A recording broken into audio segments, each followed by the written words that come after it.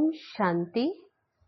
आज 21 मई 2025 बाप दादा के मधुर महावाक्य। मीठे बच्चे, तुम आत्माओं का प्यार एक बाप से है। बाप ने तुम्हें आत्मा से प्यार करना सिखलाया है, शरीर से नहीं। प्रश्न है, किस पुरुषार्थ में ही माया विघन डालती है? माया जीत बनने की युक्ति क्या है? उत्तर है, तुम पुरुषार्थ करते हो कि हम बाप को याद करके अपने पापों को भस्म करें, तो इस याद में ही माया का विघन पड़ता है। बाप उस्ताद तुम्हें माया जीत बनने की युक्ति बताते हैं। तुम उस्ताद को पहचान कर याद करो तो खुशी भी रहेगी, पुरुषार्थ भी करते रहेंगे और सर्विस भी खूब करेंगे, माया जीत भी बन जाएंगे। गीत है, इस पाप की दुनिया से कहीं दूर ले चल। ओम शांति। रूहानी बच्चों ने गीत सुना, अर्थ समझा। दुनिया में कोई भी अर्थ नहीं समझते। बच्चे समझते हैं हमारी आत्मा का लव परम पिता परमात्मा के साथ है। आत्मा अपने बाप परम पिता परमात्मा को पुकारती है। प्यार आत्मा में है या शरीर में? बाबा पूछते किसमें है प्यार? अब बाप सिखलाते हैं प्यार आत्मा में होना चाहिए, शरीर तो खत्म हो जाना है। प्यार आत्मा में है। अब आप समझाते तुम्हारा प्यार परमात्मा से होना चाहिए, शरीरों से नहीं। आत्मा ही अपने बाप को पुकारती है कि पुण्य आत्माओं की दुनिया में ले चलो। तुम समझते हो हम पाप आत्मा थे, अब फिर पुण्य आत्मा बन रहे हैं। बाबा तुमको युक्ति से पुण्य आत्मा बना रहे हैं।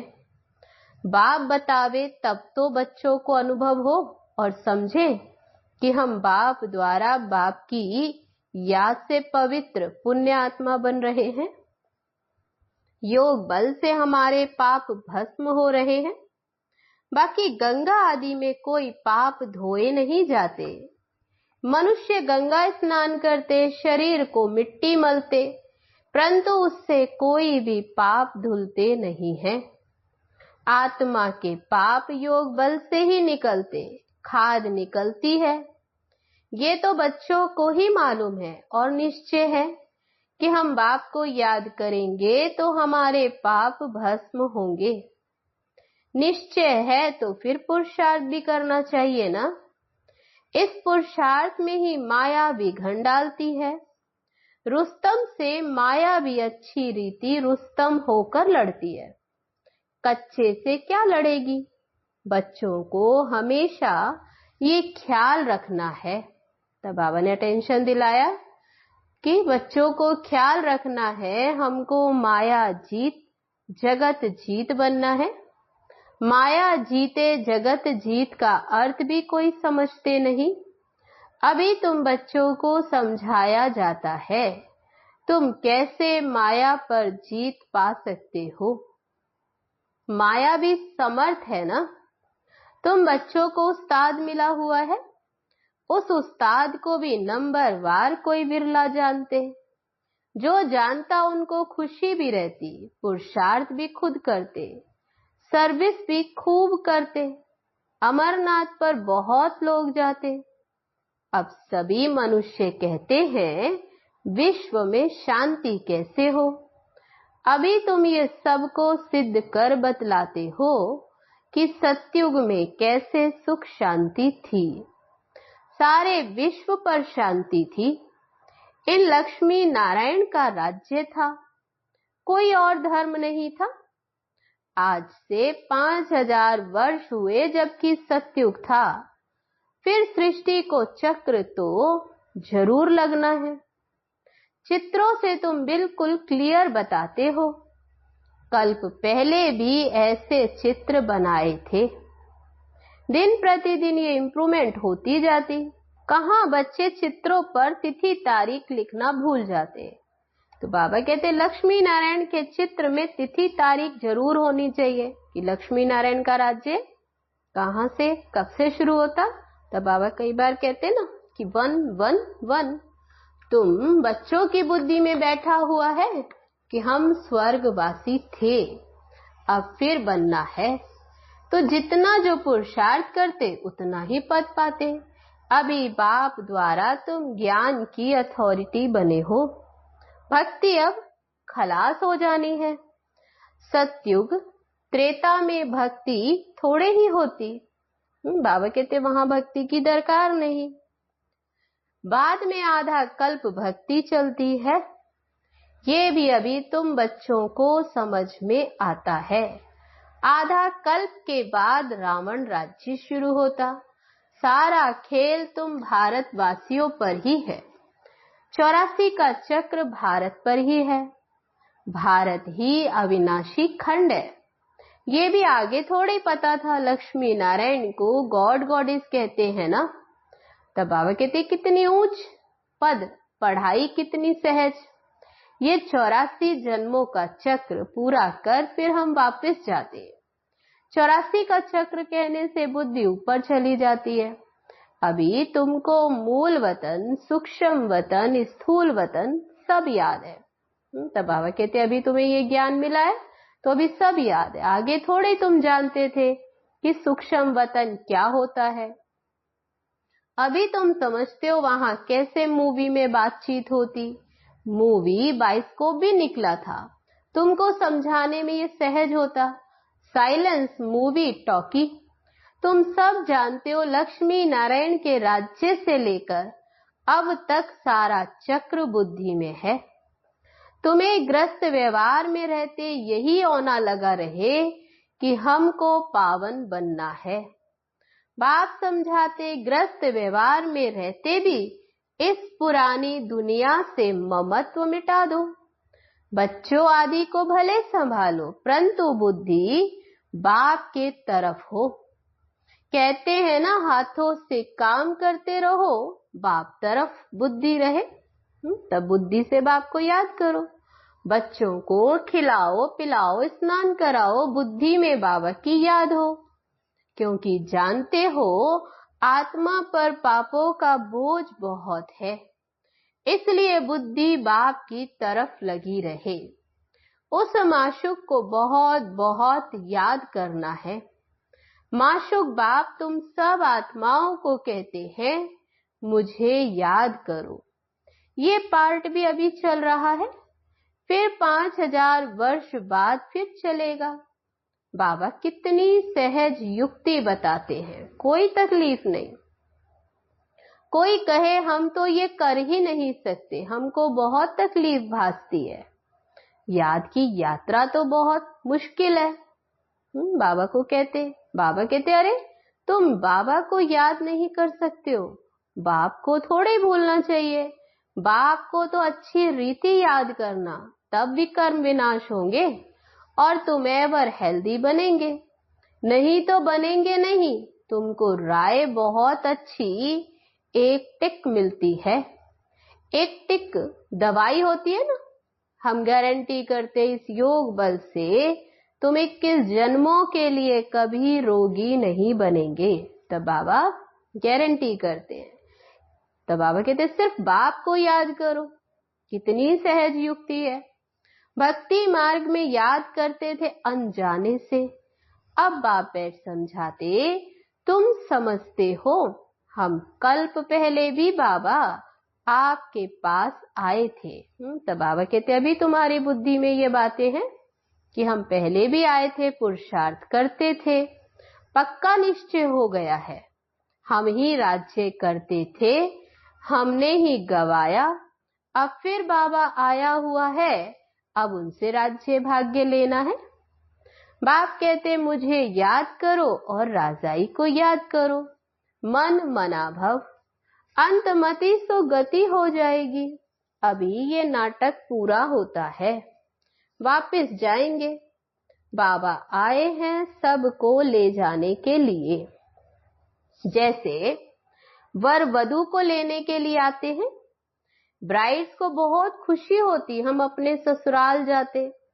बाबा कहते तुम सब सीताएं हो एक राम की, राम ही तुमको रावण की जेल से छुड़ा कर ले जाते। लिबरेटर एक ही है, रावण राज्य से लिबरेट करते हैं। कहते भी हैं ये रावण राज्य है, परंतु यथार्थ रीति समझते नहीं है। अभी बच्चों को समझाया जाता है, औरों को समझाने के लिए बहुत अच्छी अच्छी पॉइंट्स दी जाती है। तब बाबा कितनी अच्छी अच्छी रोज पॉइंट्स देते समझाने के लिए। बाबा ने समझाया है, ये लिख दो कि विश्व में शांति कल्प पहले मौपिक अभी बाप स्थापन कर रहे हैं। ब्रह्मा द्वारा स्थापना हो रही है। विष्णु का राज्य था, विश्व में शांति थी ना। विष्णु तो लक्ष्मी नारायण थे, ये भी कोई समझते थोड़े ही है। विष्णु और लक्ष्मी नारायण और राधे कृष्ण को अलग अलग समझते हैं। बाबा कहते अभी तुमने समझा है, स्वदर्शन चक्रधारी भी तुम हो। शिव बाबा आकर सृष्टि चक्र का ज्ञान देते हैं। उन द्वारा अभी हम भी मास्टर ज्ञान सागर बने हैं। तुम ज्ञान नदियां हो ना। तो ये तो बच्चों के ही नाम है। भक्ति मार्ग में मनुष्य कितने स्नान करते, कितना भटकते हैं, बहुत दान पुण्य आदि करते। साहूकार लोग तो बहुत दान करते, सोना भी दान करते। तुम भी अभी समझते हो हम भटकते कितना थे। अब हम कोई हठयोगी तो नहीं है। तब बाबा कहते तब भटकते थे, अभी तो तुम समझते हो कि हम हठयोगी नहीं, हम तो राजयोगी हैं। पवित्र ग्रस्त आश्रम के थे, फिर रावण राज्य में अपवित्र बने। ड्रामा अनुसार बाप फिर से ग्रस्त धर्म बना रहे हैं और कोई ये बना न सके। मनुष्य तुमको कहते हैं कि तुम सब पवित्र बनोगे तो दुनिया कैसे चलेगी। तो बोलो इतने सब सन्यासी पवित्र रहते हैं, फिर दुनिया कोई बंद हो गई है क्या। अरे सृष्टि इतनी बड़ी है, खाने के लिए अनाज भी नहीं है और सृष्टि फिर क्या बढ़ाएंगे। तब बाबा कहते ऐसे पूछो, अभी तुम बच्चे समझते हो बाबा हमारे सन्मुख हाजिर नाजिर है। वे तो केवल गाते आए भक्ति में, लेकिन अभी तुम जानते हो कि वह अभी हमारे सन्मुख हाजिर नाजिर है, परंतु उनको इन आंखों से देख नहीं सकते।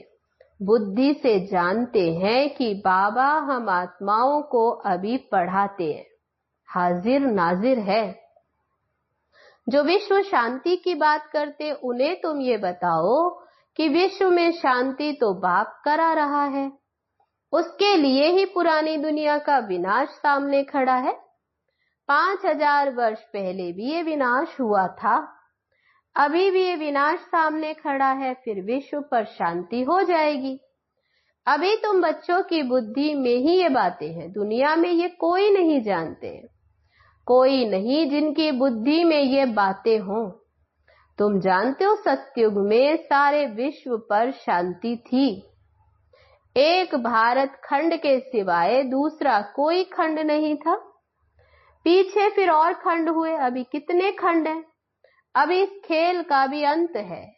कहते हैं भगवान जरूर होगा, परंतु भगवान कौन और किस रूप में आते ये नहीं जानते। श्री कृष्ण तो हो न सके, ना कोई प्रेरणा से व शक्ति से काम करा सकते। बाप तो मोस्ट बिलविड है, उनसे वर्षा मिलता है। बाप ही स्वर्ग स्थापन करते तो फिर जरूर पुरानी दुनिया का विनाश भी वह कराएंगे। अभी तुम जानते हो सतयुग में ये लक्ष्मी नारायण थे, अब फिर खुद पुरुषार्थ से ये बन रहे हैं। नशा रहना चाहिए ना। भारत में राज्य करते थे ये लक्ष्मी नारायण, शिव बाबा वे राज्य देकर गए थे। ऐसे नहीं कहेंगे शिव बाबा राज्य करके गए थे, नहीं, भारत को राज्य देकर गए थे। लक्ष्मी नारायण राज्य करते थे, फिर बाबा राज्य देने फिर से आए हैं। कहते हैं तब बाबा कहते राज्य देने आया हूं तो मीठे मीठे बच्चे तुम मुझे याद करो और चक्र को याद करो। तुमने ही 84 जन्म लिए हैं। कम पुरुषार्थ है तो समझो इसने कम भक्ति की है।